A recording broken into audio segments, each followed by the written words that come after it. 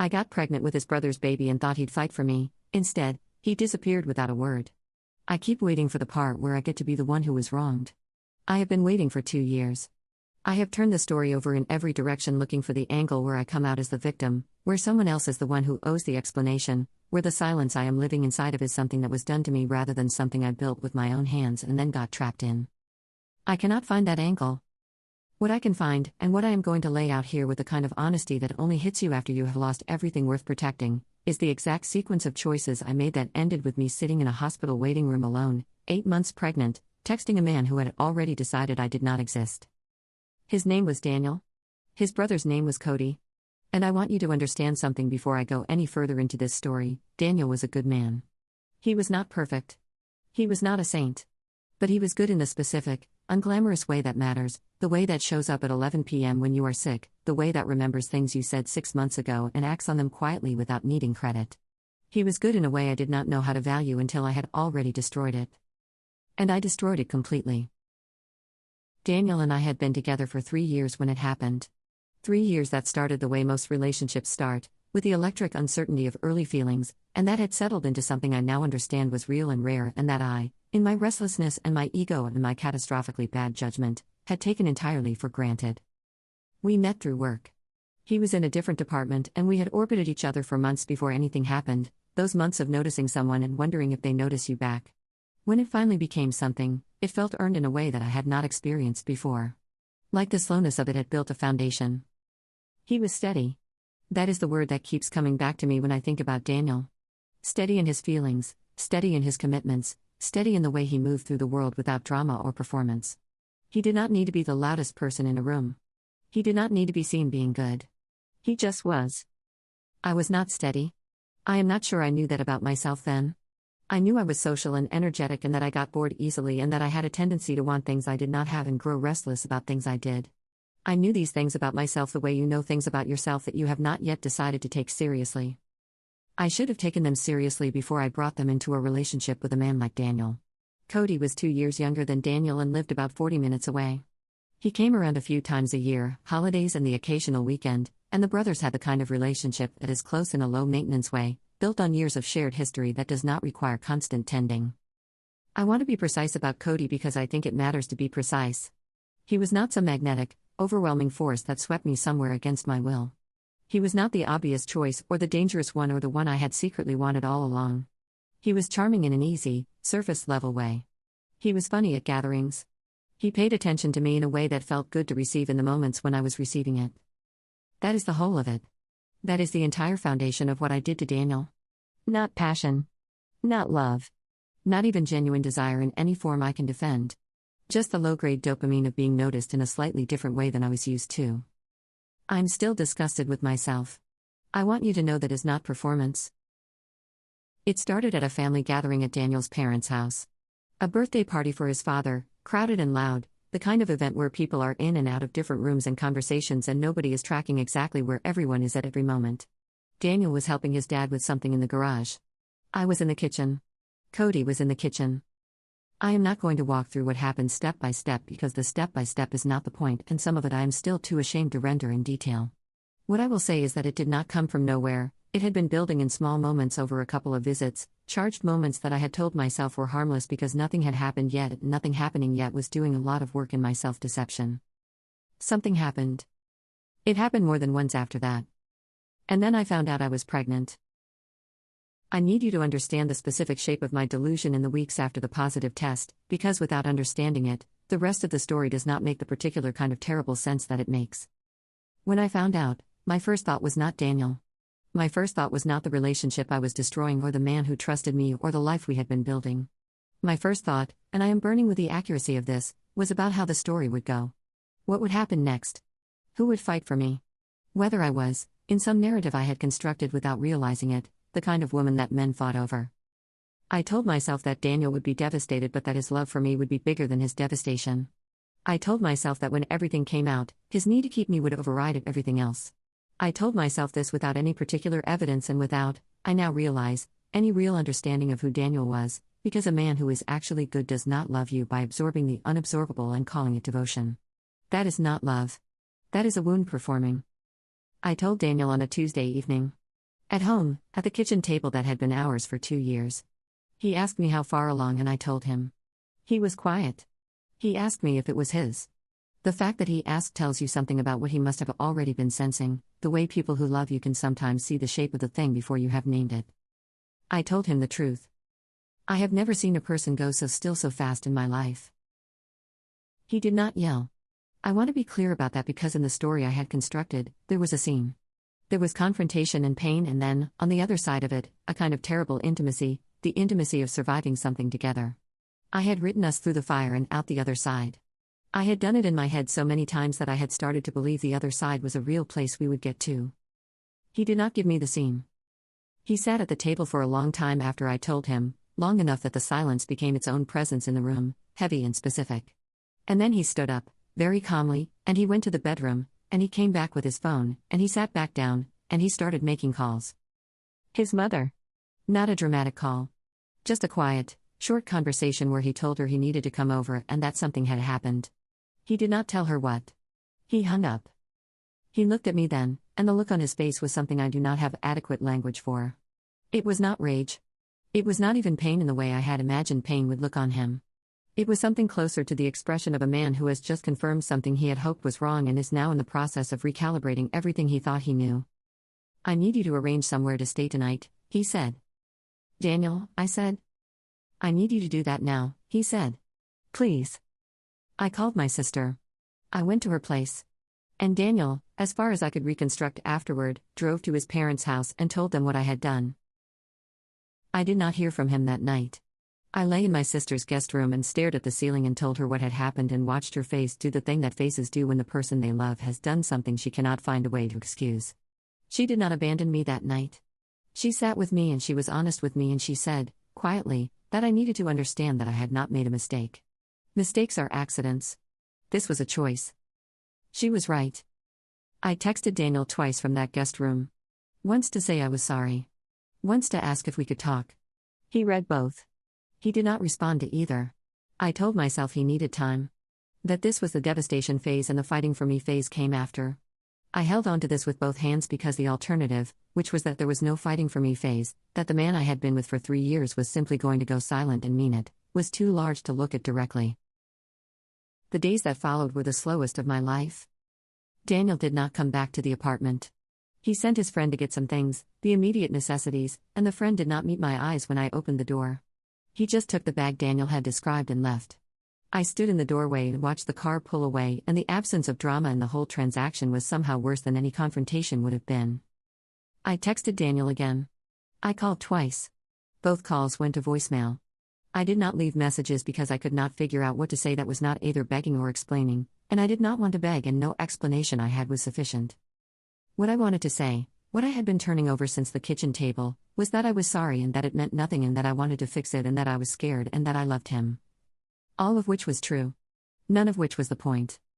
You cannot burn a person's house down and then ask them to help you put out the fire. Cody reached out first, which tells you something. He texted me 4 days after I told Daniel. A short text asking if I was okay and what I was going to do. Not, what had I told Daniel? Not, are you keeping it? What was I going to do? As though the situation were a logistical problem we needed to solve together. I stared at that text for a long time. I had constructed, in the fog of those first few days, a version of events where Cody was a secondary character in what was primarily a story about me and Daniel. Where my relationship with Cody was the inciting incident and my relationship with Daniel was the main event, and everything would eventually reorganize itself around the main event because that is where the depth was. Looking at that text, I started to understand that Cody did not see it that way. That to Cody, this was a problem with dimensions he was now calculating, and that I was one of the dimensions. I told him I was keeping the baby. I do not know why I told him through a text. It seemed like the kind of thing that should have been a conversation, but I did not have the capacity for another conversation that week. He said okay. He said to let him know if I needed anything. That was the last text he sent for 3 weeks. Daniel went silent for 11 days before I received any direct communication from him. Not a call. Not a text. 11 days in which I moved through the apartment we had shared, touching the ordinary objects of our ordinary life, his coffee mug still in the cabinet, his jacket still on the hook by the door, the specific arrangement of things that had been ours and that now felt like exhibits. When he finally reached out, it was through an email. Not a text. An email, which told me before I read a single word how formal and final the communication was going to be. He said he needed to collect the rest of his things. He asked me to let him know a time when I would not be there. He said he hoped I was okay. He said he was not going to be able to continue the relationship. He did not say he hated me. He did not say I had destroyed him. He did not perform his pain for me in the way I had, I now understand, been unconsciously waiting for, as though his suffering would have given me something to hold on to, some evidence that what we had was real enough to hurt. He just said he was not going to be able to continue and asked me to schedule a time for him to get his things. I sat with that email for 2 hours before I responded with a time. He came on a Saturday morning. I had gone to my sister's as requested. I came back to an apartment that had been partially emptied with the same quiet efficiency as everything else he did. His books, his records, the lamp from the bedroom he had brought from his old place. The things that were clearly his, taken. The things that were shared or unclear, left. No note. No evidence of him except the shapes of absence where his things had been. I stood in the bedroom doorway and looked at the space where the lamp had been, and I cried in a way I had not yet allowed myself to cry, the kind that is not about any specific thought but about the full weight of what you have done landing on you all at once. He was gone. Not dramatically. Not with a door slam or a final speech. Just gone, the way a tide goes out, quietly and completely and without looking back. And I had not understood, not really, not until that moment, that silence could be the most devastating response a person gives you. He had not fought for me. He had not fought for me because I had given him nothing worth fighting for. That was the first moment I understood that my story had been wrong from the beginning. The pregnancy continued. I went to appointments alone. My sister came to some of them. My mother came to one and held my hand and did not say the things she could have said, which I will always be grateful for. Cody came to none of them, which I had expected once the initial weeks passed and the reality of what was happening settled into something neither of us could romanticize or minimize. We had one phone call, Cody and I, somewhere around month 4. It was the kind of call that is really an accounting. He told me he was willing to be involved, that he was not going to disappear, that he understood what this was and what it meant. He said these things in the tone of a man who is doing what he believes is responsible and who needs credit for doing it. I did not give him credit. I did not feel generous enough. He is going to be in the baby's life. We have worked out a version of that which is civil and which I expect will remain civil because neither of us has anywhere left to perform for. The performance ended when Daniel walked out and the audience went with him. Daniel, as far as I know, has moved on. I know this not because we have spoken, we have not spoken since the email, but because people know people and 3 years of a shared life means shared connections and information moves. He is not suffering visibly. He is living his life with the same steady, undramatic consistency that characterized 3 years of loving me, and from what I can tell he has directed that steadiness toward rebuilding rather than toward falling apart. This is the correct thing to do. I know this. I am glad he is doing it. I'm also not going to pretend that knowing it doesn't sit in me like something heavy and permanent, the knowledge that the best person I was with is out there being fine without me, not because what we had did not matter, but because he is the kind of person who knows how to honor what mattered and then keep moving. I did not know how to honor what mattered. I know it now, in the way that you know things that arrive too late. The baby was born on a Thursday in November. Her name is Iris. She has dark eyes and she makes a specific sound when she is falling asleep that I cannot describe except to say it is the best sound I have ever heard. She is the most real thing in my life and she is also the evidence of the most destructive choice I ever made, and I hold both of those truths simultaneously every single day because there is no other way to hold them. She is mine in the way that nothing I have ever had has been mine, completely and without condition. She did not choose any of this. She arrived into a situation that was broken before she got here and she is entirely innocent of every piece of it, and making sure she never feels the weight of what created her is the work I have given myself. But I am not going to talk about Iris too much in what follows. Because this is not her story. This is mine, and what I want to account for is the fallout. The real fallout, not the dramatic, scene-filled version I had imagined when I was still under the delusion that intensity equals significance, but the actual, quiet, grinding fallout of having blown up your life and then having to live in the debris every day. The first thing I lost, after Daniel, was my version of myself. This sounds abstract. Let me make it concrete. I had understood myself, going into what I did, as a woman who was loved and choosing. As someone with options and desirability and the specific confidence that comes from being in a stable relationship and believing, somewhere underneath it, that you could afford to be careless because careless would be forgiven. I had understood myself as someone whose errors would be absorbed by the people around her because she was worth absorbing them. I was not that person. I had never been that person. I had just not yet encountered the situation that would demonstrate this clearly. After Daniel, I had to rebuild an understanding of myself from the ground up, and what I found when I looked at the foundation was not flattering. I found a woman who had confused restlessness for depth, who had mistaken novelty for meaning, who had told herself stories about deserving intensity when what she actually deserved was to sit with the discomfort of wanting what she already had. This is not a comfortable thing to find out about yourself. It is also, I have come to understand, necessary. You cannot build anything honest on a foundation you refuse to examine. I am examining mine. It is slow and it is not finished, and some days the examination finds things I would rather not see. The social fallout was not dramatic. I want to say this clearly because I think when people imagine the collapse of a situation like mine, they imagine something public and explosive, confrontations and group chat screenshots and sides being chosen at volume. It was not like that. It was like what happens when water damage works through a wall, quiet, structural, invisible until the whole thing gives. People did not announce they were choosing Daniel. They just became gradually less available. The invitations that used to arrive without my having to initiate stopped arriving. The friends who had been friends because we were Daniel and me, the couple friends, the shared dinner friends, the people whose connection to me had been routed through the relationship, those people receded the way the tide recedes, naturally, inevitably, without drama. I do not blame them. I want to be honest about that. I am not able to muster resentment for people who looked at the full picture and quietly stepped back. The full picture warranted stepping back. What I was not prepared for was how much of my social world had been routed through Daniel without my realizing it. 3 years is long enough to build a life and not notice how much of that life is actually shared infrastructure. When the sharing ends, you find out what is yours and what was only yours because of proximity. What was mine was smaller than I thought. My sister remained. She is the person who has sat with me through the worst of this with the specific honesty that only sisters can deliver, the kind that does not let you off the hook but also does not let you drown. She came to the hospital when Iris was born. She has told me, more than once, that I have to stop looking backward, not because the backward does not matter, but because looking backward has become the way I avoid looking at what is in front of me. She is right. She is usually right. I am working on it. My mother has been present in the way that mothers are present when their children have done something they cannot excuse but cannot abandon their child over. She loves me and she is honest with me, and she has said, once and not again, that she hopes I understand what I had. She said it without cruelty. I understood. My father has been quieter.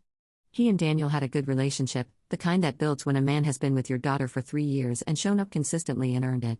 I think my father grieves that relationship. He has not said this to me. I see it in the way he does not ask about Daniel, ever, the careful absence of the name, which tells me more than asking would. Work continued. This is one of the mundane miracles of devastation, that the ordinary machinery of life keeps running through it. I went to work. I did my job. I came home.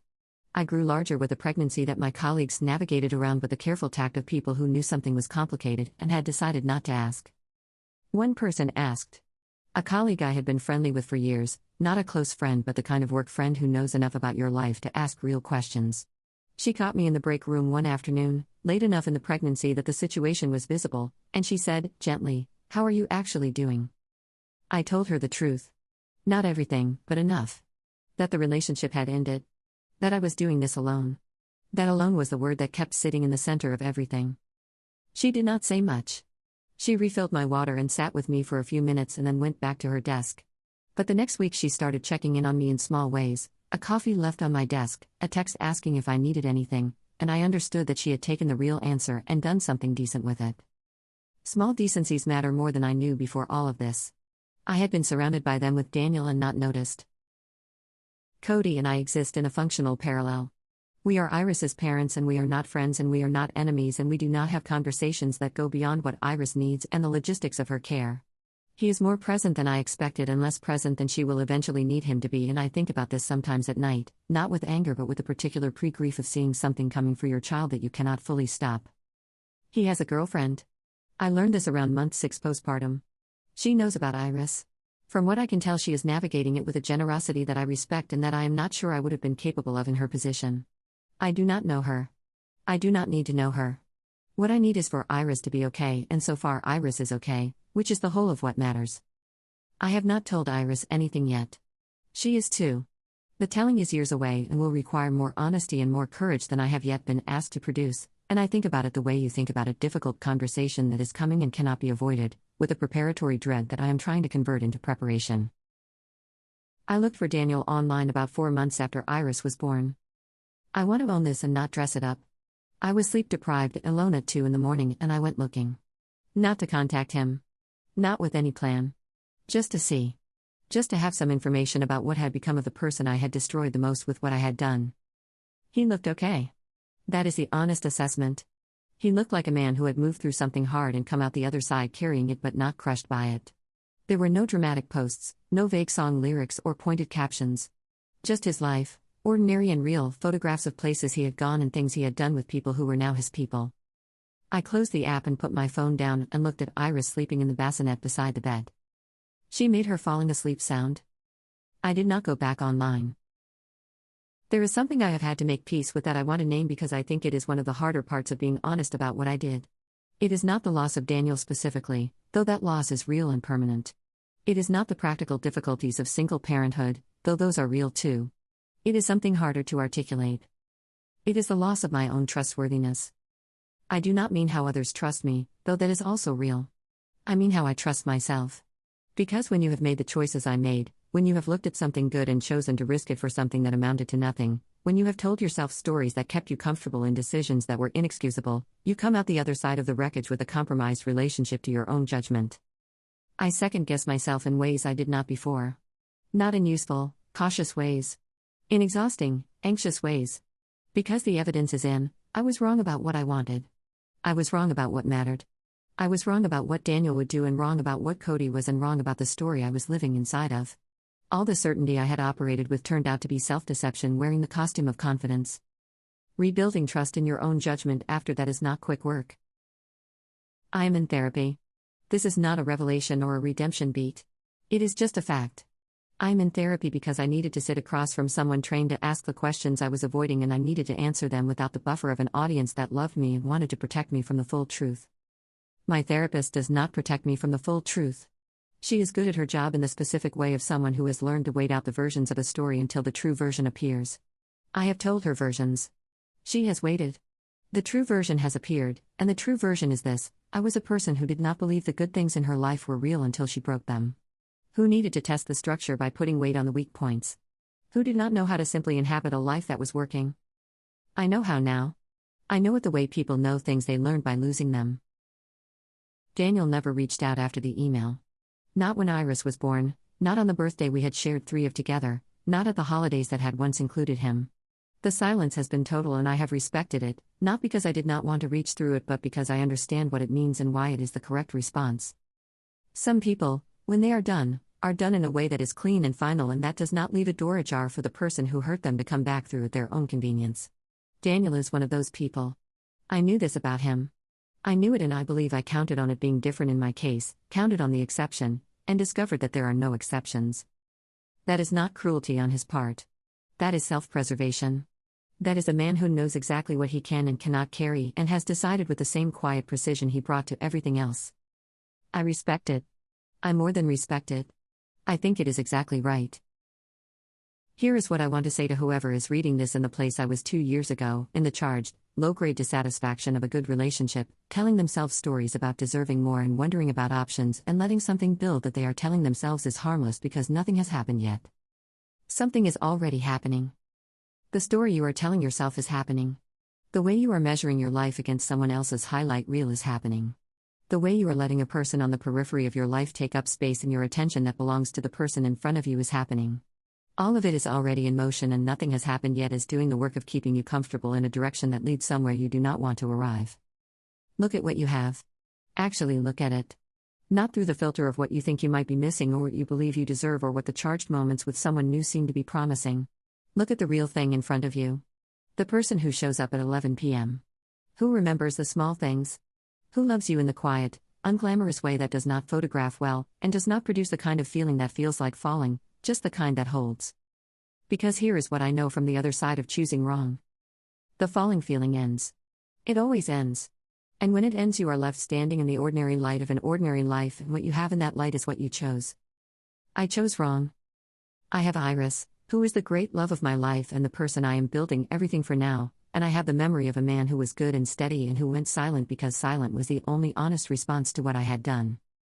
And I have this, the understanding, too late and too expensive and not transferable to anyone who has not paid for it themselves, that the person who disappears without a word is sometimes not the one who abandoned you. Sometimes they are the one who finally, quietly, stopped pretending that what you did was something they could unknow. He did not fight for me. I know why now. And the knowing is the thing I have to live inside of, every day, for the rest of my life.